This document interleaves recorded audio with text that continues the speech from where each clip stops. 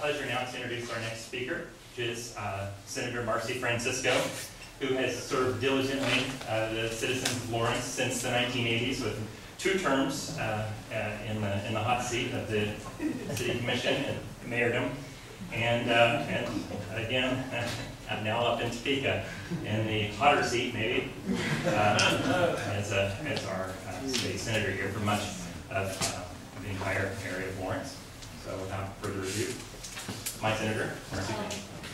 Mayor Cromwell, thank you so much for your comments and the introduction, but particularly for all the support that your fellow commissioners, I know Mike Amix was mentioned being here, and all the former mayors that are here, for all the support they've shown our community and the support they've shown for our train stations. So it was really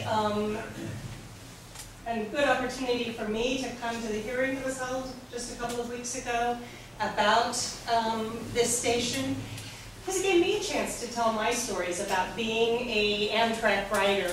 And I ride the train with my husband who's here, Joe Bickford. And also want to mention that I've taken my bike on the train. So those of you who think of me as a bicycle rider, you can do that as long as you go to either Kansas City or Topeka to use their freight station. But you can get your bike on the train. And what a wonderful way to travel. So I've appreciated that. But I appreciated at that meeting hearing all the other connections that citizens in our community have made with this train station, the opportunities that they've had to travel.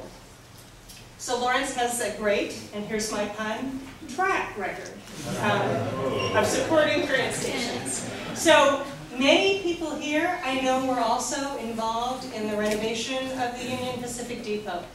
And that was certainly a great effort and has left us with a wonderful station in our community. But we have an even more robust opportunity here because this is a station that connects us with our future. In my job, when I'm not in the legislature, working at the University of Kansas, I work for the Center for Sustainability, and I come down and get train schedules to take up to new student orientation. And I'm talking to students and parents about using the train as a great way to get here if you're coming from Chicago or you live in Hutchinson or Dodge City. And some of them were surprised to learn that and say, oh, I want one of those schedules, because it really is a good way to travel back and forth. More importantly, I have the opportunity to represent many of you in the legislature, and I was pleased to hear the list of all the people who have been involved that Carrie gave us, because that helped me accept the responsibility as one of the legislative co-chairs of the Rail Caucus. So I can easily say my community is interested in these issues. We want to see how we can support and expand rail travel throughout Kansas. So I just got a copy of the study that was released in November of this year about the Kansas City, Wichita, Oklahoma City and Fort Worth corridor. So we're going to be on a conference call, probably Tuesday, talking about how we might take action and what action we might take in the legislature this session about passenger rail development. So I'm going to leave you with one last story, one last rail story. Years ago, when I was working in London for London Transport, we got passes on London Transport and also on British Rail.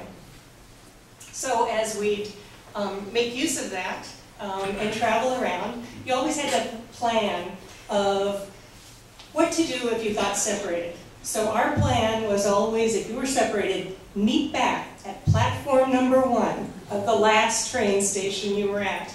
And I want to thank everyone here who's been involved in giving us a great platform to meet at in case we ever get lost. Thanks so much.